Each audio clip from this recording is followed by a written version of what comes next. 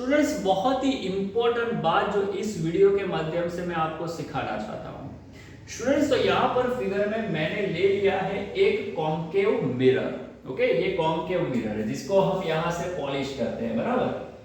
तो ये अपना क्या हो गया, कॉन्केव मिरर। स्टूडेंट्स, इस कॉन्केव मिरर में एक पैरेलल रे है जो उसके ऊपर आ रहा है, और पैरेलल रे यहां पर टकराने के बाद कहां जाता है सबको पता है, फोकस में से निकल जाता है, पता है ना। तो यहां पर मैंने एक पैरेलल रे को दिखाया है जो फोकस में से पास हो रहा है। फिर ये जो बीच वाली लाइन है वो क्या है, अपना नॉर्मल है, बराबर ना। और दूसरी बात, जितना एंगल इंसिडेंट रे नॉर्मल के साथ बनाएगा उतना ही एंगल रिफ्लेक्टिव रे नॉर्मल के साथ बनाएगा। हम लोग इंसिडेंट रे को क्या बोलते हैं, IR, और रिफ्लेक्टिव को क्या बोलते हैं, डबल आर। तो जितना IR एंगल बनाएगा उतना ही डबल आर बनाएगा, बराबर ना। फिर आप सबको पता है कि यहाँ पर Z बनता है तो ये थीटा है तो ये भी थीटा ही बनेगा। और दूसरी बात, अगर ये दोनों थीटा है तो इस ट्राइंगल के जो बाहर का एंगल इधर बनेगा वो क्या होगा, 2 थीटा है। इजी है, बराबर। ये तो सबको समझ में आया। अब सवाल क्या है वो समझो। सवाल ये है कि अगर हमें यहां पर पूछा जाए कि भाई यहां पर small f and capital R उसका रिलेशन क्या है, तो याद करो पिछले लेक्चर में हमने प्रूव किया है कि इन दोनों के बीच का रिलेशन है f is equal to R/2। पता है ना, f का मतलब क्या होता है, फोकल लेंथ। फोकल लेंथ किसे बोलते हैं भाई, ये जो फोकस है और ये जो P है, पोल, इन दोनों के बीच का जो डिस्टेंस होता है इसी को हम लोग स्मॉल f बोलते हैं, बराबर, फोकल लेंथ। और जनरली हमने प्रूफ किया, आज क्या प्रूफ किया, f और r उन दोनों के बीच का रिलेशन होता है f बराबर R/2। ओके, लेकिन मैंने आपको लास्ट में एक चीज बोली थी, क्या मैंने बोला था कि भाई f और r के बीच में जो रियल रिलेशन है वो ये नहीं है, ये तो भाई कंडीशनली है। जो कि जो रियल रिलेशन है f और r के बीच का वो है f is equal to r minus R/2 cos theta. ये रिलेशन है। इसी को कभी कभी हम ऐसे भी लिखते हैं, f is equal to r minus R minus R/2। देखो स्टूडेंट्स, 1 बाई cos थीटा उसको हम लोग sec थीटा लिखते हैं। तो स्टूडेंट्स, तो रियल रिलेशन है ना वो ये नहीं, ये तो कंडीशनली है। ये किसके लिए पता है, ये है पैरेक्सियल रेस के लिए। हमारे सिलेबस में जो जनरली बात होती है ना वो पैरेक्सियल रेस की बात होती है, बराबर। इसीलिए आपकी टेक्स्ट बुक में अगर आप एनसीईआरटी में पढ़ोगे ना तो उसमें सिर्फ और सिर्फ ये लोग इसको ही प्रूफ करते हैं direct, f is equal to R/2। जो हमने किया ना सेम टू सेम उसी को प्रूफ करते हैं, f बराबर R/2। लेकिन अगर आपके रेस पैरेक्सियल नहीं है तो उस कंडीशन में क्या होगा, कॉम्पिटिटिव एग्जाम में क्वेश्चन आते हैं, तो उसके लिए आपको ये चीज पता होनी चाहिए कि अगर आपके रेस पैरेक्सियल नहीं है, बराबर, तो ऐसे केस में f और r के बीच का जो रिलेशन होता है वो ये होता है।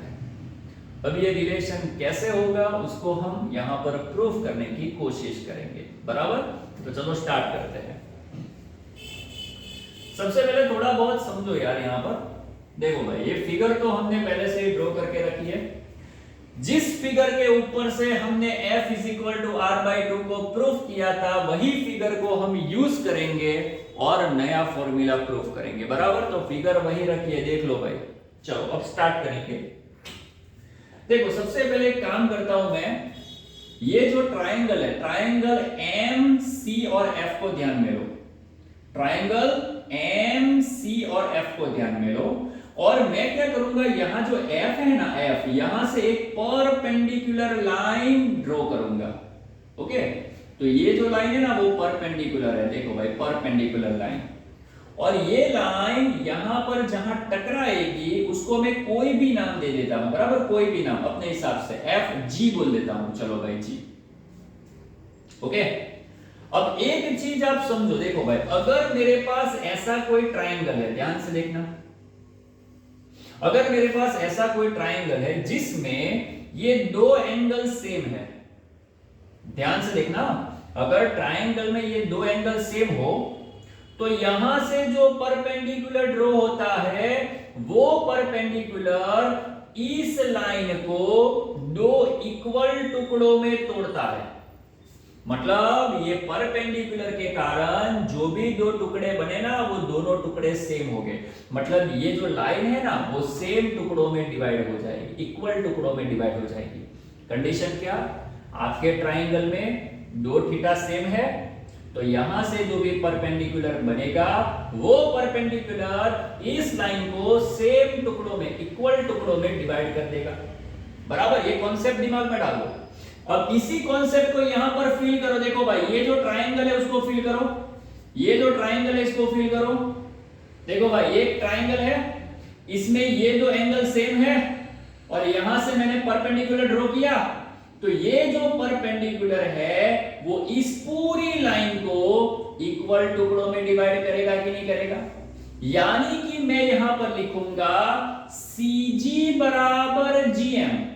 सबसे पहली बात CG बराबर क्या है? GM। ये दोनों टुकड़े इक्वल है। दूसरी बात याद करो, मैंने आपको सिखाया था, मैंने आपको याद रखने को बोला था, मैंने आपको सिखाया था C से P का जो डिस्टेंस है उसको हम कैपिटल R यानी कि रेडियस तो बोलते ही है, लेकिन साथ ही साथ मैंने आपको याद रखने को बोला था कि कर्व्ड मिरर यानी कि spherical mirror, curved mirror, spherical mirror, mirror के किसी भी पॉइंट से C को जोड़ने वाली जो लाइन होती है उसी को रेडियस बोलते हैं। ध्यान से देखो भाई, इधर से इधर तक का डिस्टेंस कैपिटल R है तो इधर से इधर तक का डिस्टेंस भी कैपिटल R ही होगा ना। फील करो, ये आपका कर्व्ड मिरर है। अगर यहां से C का डिस्टेंस आप कैपिटल R मान रहे हो तो यहां से यहां तक का भी डिस्टेंस कैपिटल R ही तो होगा। तो फील करो, यहां से यहां तक का डिस्टेंस कैपिटल R है तो यहां से यहां तक का डिस्टेंस भी कैपिटल R होगा। अगर ये पूरा डिस्टेंस कैपिटल R है तो उसका आधा डिस्टेंस क्या होगा? R/2 और बाकी का आधा क्या होगा? R/2। क्यों? क्योंकि ये दोनों इक्वल है, ये दोनों आधे आधे हैं। अगर ये पूरा R है तो ये होगा R/2, ये होगा R/2। इतना फील हुआ? तो सबसे पहले आपको क्या करना है, यहां से एक परपेंडिकुलर ड्रॉ करना है। ये परपेंडिकुलर इस लाइन को दो इक्वल टुकड़ों में तोड़ेगा। फिर आपके दिमाग में होना चाहिए कि सर C से मिरर का जो डिस्टेंस होता है उसको तो हम रेडियस बोलते हैं। सर अगर ये रेडियस R है तो ये हो जाएगा सर R/2, ये हो जाएगा सर R/2। होगा कि नहीं होगा? फील करो, अगर ये R है तो ये R/2, ये R/2। अब आपका ध्यान सिर्फ और सिर्फ इस ट्राइंगल पर जाना चाहिए भाई, इस ट्राइंगल पर। देखो भाई इसको भी अलग से बनाओ, चलो भाई इसको भी अलग से ड्रॉ करो, चलो भाई इसको भी अलग से ड्रॉ करो। ऐसे ऐसा एक ट्राइंगल है, बराबर? ऐसा एक ट्राइंगल है जिसमें ये 90 डिग्री है। साथ में नाम लिख दो CGF, जिसमें ये वैल्यू कितनी है? R/2। और फील करो, मान लो C से F की वैल्यू आप X ले लेते हो, X। तो चलो भाई C से F की वैल्यू मैंने X ले ली। अब ध्यान से देखो, अगर यहां पर 90 डिग्री बन रहा है तो 90 डिग्री के जो सामने है वो हाइपोटेनियस होगा और यहां पर जो एंगल है आपका, फील करो, वो कितना है? थीटा है। तो क्या मैं इस ट्राइंगल के लिए एक फॉर्मूला लिख सकता हूं कि सर cos थीटा बराबर पास वाली साइड जो है R/2 डिवाइड बाय हाइपोटेनियस जो है X। तो क्या मैं इसके लिए लिख सकता हूं cos थीटा बराबर R/2/x? नहीं समझ में आ रहा है तो पहले ऐसे लिखो R/2/x, और R/2/x उसको हम ऐसे लिख सकते हैं R/2x। तो बोलो cos थीटा बराबर क्या मिल गया? R/2x। मिला कि नहीं मिला? यहां से x को सब्जेक्ट बना दो। cos थीटा बराबर R/2x में से अगर मैं x को सब्जेक्ट बनाऊंगा तो x ऊपर जाएगा, cos थीटा नीचे जाएगा, आंसर आएगा R/2 cos थीटा। तो ये आपको अपना x मिल गया। क्या मिल गया? x मिल गया। अब एक चीज समझो, यहां पर बहुत ध्यान से देखना। देखो भाई ये जो डिस्टेंस है वो है PC, ये जो डिस्टेंस है वो है पीएफ। अगर पीसी में से, यहां पे लिखता हूं, देखो फिल करो, अगर पीसी में से सीएफ को या फिर एफसी को माइनस कर दो, अगर पीसी में से एफसी को निकाल दो तो क्या बचेगा? पीएफ बचेगा कि नहीं बचेगा? या फिर ये भी समझ में नहीं आ रहा है तो जाने दो, क्या मैं ऐसा लिख सकता हूं, पीएफ प्लस एफसी, देखो पीएफ प्लस एफसी बराबर क्या होगा? पीसी। पीएफ और एफसी को अगर आप जोड़ोगे तो बोल पीसी मिलेगा कि नहीं मिलेगा? ओके, अब यहां से एक काम करो, पीएफ को सब्जेक्ट बना लो, तो पीएफ बराबर क्या होगा? पीसी प्लस सामने जाएगा तो माइनस एफसी बराबर करके, देखो भाई पीसी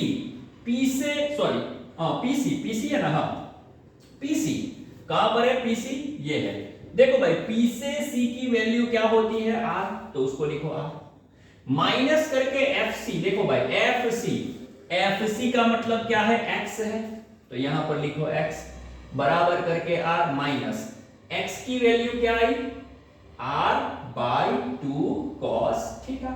और ये जो पीएफ है, देखो पी से एफ का डिस्टेंस, पोल से फोकस, इन दोनों के बीच का जो डिस्टेंस होता है उसी को आप एफ बोलते हो, तो यहां पर मैं लिखूंगा एफ।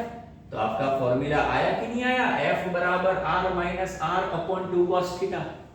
अब इसमें एफ बराबर R as it is, R by 2 as it is, लेकिन देखो सर 1 अपॉन कॉस थीटा उसको हम क्या बोलेंगे? Sec theta. तो हमारा फॉर्मूला लास्ट में एफ बराबर ये मिला कि नहीं मिला? तो इस तरीके से हम प्रूव कर सकते हैं एफ बराबर R minus R by 2 sec theta. यही रियल फॉर्मूला है भाई, यही रियल फॉर्मूला है। इसी फॉर्मूला के ऊपर से हम लिखते हैं एफ बराबर आर बाई 2। क्यों, कैसे, समझो। देखो ये जो फॉर्मूला है वो हर एक रे के लिए है, चाहे वो पैरेक्सियल है कि ना है। लेकिन अगर हम पर्टिकुलर पैरेक्सियल रेस की बात करें, देखो भाई पैरेक्सियल रेस में मैंने आज आपको समझाया, क्या समझाया भाई? पैरेक्सियल रेस में एक चीज हमें समझनी है कि पैरेक्सियल रेस प्रिंसिपल एक्सिस के बहुत ही क्लोज होते हैं, बहुत ही नजदीक होते हैं, इतने नजदीक होते हैं कि उसमें थीटा बहुत ही स्मॉल हो जाता है, पता है ना? तो for paraxial rays theta becomes very small. और हम सब जानते हैं कि अगर थीटा बहुत ही छोटा होता है ना, अगर थीटा बहुत ही यहां पे दिख रहा है ना, देखो नीचे लिखता हूं थोड़ा, for paraxial rays theta very small, बहुत ही स्मॉल होता है। और अगर थीटा बहुत ही स्मॉल होता है तो जनरली हम लोग साइन थीटा को क्या बोलते हैं? थीटा। टेन थीटा को भी क्या बोलते हैं? थीटा। लेकिन अगर कॉस थीटा है तो वो हो जाता है 1, और सेक थीटा है तो उसको भी हम क्या बोलते हैं? 1। तो ये चीज आपके दिमाग में होनी चाहिए कि अगर आपका थीटा बहुत ही छोटा होता है तो उसके लिए साइन थीटा को आप थीटा मान सकते हो, टेन थीटा को भी थीटा मान सकते हो, लेकिन cos थीटा और sec थीटा उन दोनों की वैल्यू क्या हो जाती है? अप्रोक्सीमेट 1। अप्रोक्सीमेट क्या हो जाती है? 1। समझ में आया? तो अब हम क्या करेंगे, ये जो हमारा फॉर्मूला है ना, इस फॉर्मूला में f बराबर r माइनस r बाई 2, देखो भाई sec थीटा की वैल्यू हम डाल देंगे 1, तो f बराबर r माइनस r बाई 2 हुआ। r में से r बाई 2 को माइनस कर डालो तो आंसर क्या आया? r बाई 2 आया कि नहीं आया? लेकिन एक चीज याद रख लेना, ये फॉर्मूला सिर्फ और सिर्फ किसके लिए है? पैरेक्सियल रेस के लिए है। और आपकी टेक्स्ट बुक में सिर्फ और सिर्फ इसको ही प्रूफ करके दिया है, लेकिन इसको प्रूफ करने का तरीका टेक्स्ट बुक में अलग है, जो मैंने आगे आपको करवाया। अगर बोर्ड की एग्जाम में आपको पूछा जाए तो मैंने जो आपको आगे प्रूफ करवाया है वही लिखना है। ये तो सिर्फ आपकी समझ के लिए है कि भाई एफ और आर का जो मेन रिलेशन है वो ये है, इसके ऊपर से ये फॉर्मूला आ रहा है। तो ये फॉर्मूला कंडीशनली है, एक केस है कि अगर रेस पैरेक्सियल है तो F is equal to R by two, लेकिन अगर रेस पैरेक्सियल नहीं है तो दिमाग में डाल दो F बराबर R minus R by two sec theta. समझ में आ गया?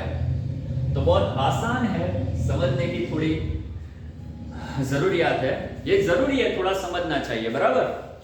तो ये समझ लेना, और अगर लिखने की बात आए बोर्ड की एग्जाम में, तो जो मैंने आगे आपको लिखवाया वही लिखना। ओके, तो इसको देख लो एक बार। Thank you.